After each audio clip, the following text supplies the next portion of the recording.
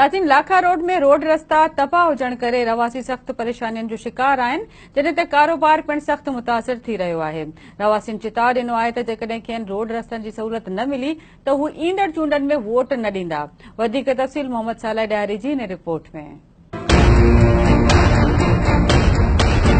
बुख बदाली, बेरोज़गारी, पाणी खोट ऐं धारी आबादकारीअ समेत केतिरनि ई मसइलनि जो शिकार सिंध जे केतिरनि ई शहरनि जा रोड रस्ता बि तबाह हुजण करे रहवासी तकलीफ़ुनि जो शिकार आहिनि। लाखा रोड शहर में रोड रस्ता ख़राब हुजण करे ट्रैफ़िक जी रवानी सख़्त मुतासिर थी रही आहे, जॾहिं त कारोबार खे पिणु कापारी धकु रसियो आहे। अवामी आवाज़ टीवी सां ॻाल्हाईंदे रहवासियुनि जो चवणु हो त शहर में 10 सालनि खां को बि तरक़ियाती कमु नाहे थियो। रोड रस्ता टुटल हुजण करे हू अज़ाब भोगे रहिया आहिनि।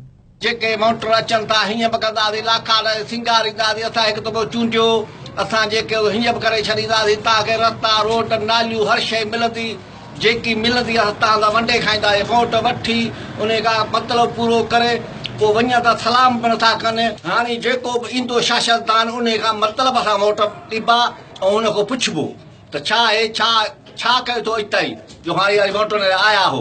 हाणे वोटनि जो वारो आहे, ॼाण पाता। अॼु सॼी ॾिसो था, वञो मेरापुर त बि रोड ख़राबु, वञो अकरी त बि रोड ख़राबु, लाखा जी हालत तव्हांजी अॻियां असां आख़िर वञूं त काॾे वञूं। और असांजा रोड रस्ता आहिनि, हिन खे असांजी उमिरि आहे 22 साल। 22 सालनि में 12 सालनि मां जवान थी वियो आहियां। 10 साल थिया आहिनि असां रोड ठहियो आहे, न छा असां न घुमी सघूं था, न फिरी सघूं था। हे असांजो सिम आहे, न केॾो नेकाल आहे, न छा आहे।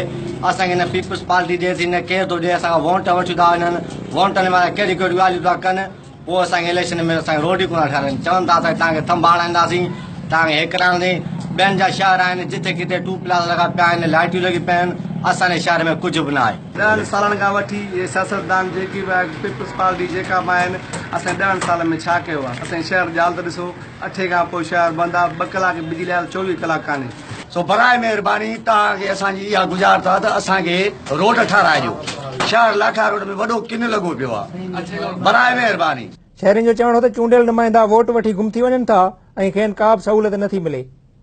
शहरियुनि चिताव ॾिनो त जेकॾहिं खेनि रोड रस्तनि जी सहूलियत न मिली त हू ईंदड़ चूंडुनि में वोट न ॾींदा। पुलियूं भॻी पियूं आहिनि, असांखे अचण वञण में दिक़त लॻी पई आहे ॾाढी। जेको मिंटनि जो सफ़र, 15 मिंटनि जो सफ़र आहे, तो 2 कलाक खाई थो वञे। केतिरा माण्हू जेका आहिनि डॉक्टर ताईं पुॼी नथा सघनि, मरी था वञनि। उन सां ॻाल्हाईंदासीं, पहिरियां असांजो इहो मसइलो हल कनि, बाद में असां जेको आहे वोट बि ॾींदासीं ऐं इलेक्शन में ॾींदासीं। न त असांजे वोटनि खां कोन आहे। वोटनि जे नुमाइंदा जेके बि अचनि था, वाइदो करे ॾटो ॾे हलिया था वञनि, मोटी कोन था वठी। चूंडियल नुमाइंदा असांखां वोट वठी गायब थी वञनि था। असांजो शहर लाखा रोड जेको वीरान थी वियो आहे, रोड रस्ता जीअं शहर जो रस्तो कंडियारो खां लाखा रोड रस्तो या हालानी खां लाखा रोड रस्तो तमामु ख़राबु थी वियो आहे।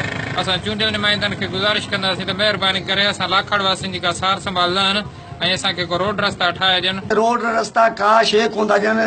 जीअं रक्शे ते सवारी मां खणंदो आहे, वञूं था असांजा रक्षा रस्ते ते पेंच लॻा पिया आहिनि, ॿार दरपतर लॻा पिया आहिनि, न को रस्तो आहे, न को नाली आहे, न को छा, वॾो किन लॻो पियो आहे। वोटनि जे लाइ बसि अचे था पुॼनि त असांखे वोट ॾियो। असां वोट केॾो हुजूं, रस्ता रोड ॾींदा त असां वोट ॾींदासीं।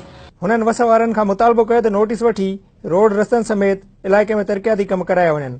मोहम्मद साले ॾायरी, अवामी आवाज़ टीवी, लाखा रोड।